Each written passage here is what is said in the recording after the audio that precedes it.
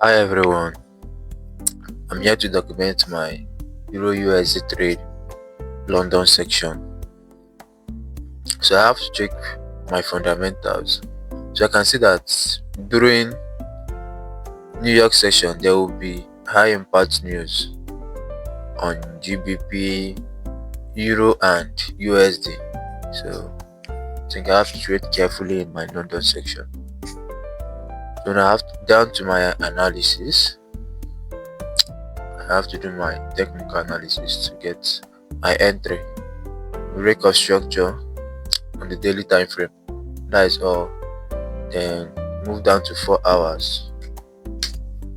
On the 4-hour time frame, this is a break of structure here, and that is the last break of structure to the upside. Then a change of character happened here. Another break of structure happened here also. So that is all. Then price started reacting from this level, give us this break of structure here, another break of structure here. So let me take this out of the way. I think it just price trying to come back into this very zone, but it didn't. So price kind of dropped from the FVG. Now down to, we are very much bearish on euro. Down to 2 hours. On the 2-hour time frame, it's having similar structure with 4 hours, but I can see this last break of structure here. Then a change of character happened here before this break of structure here. This is a change of character. On the 1 hour time frame, still having the same structure too.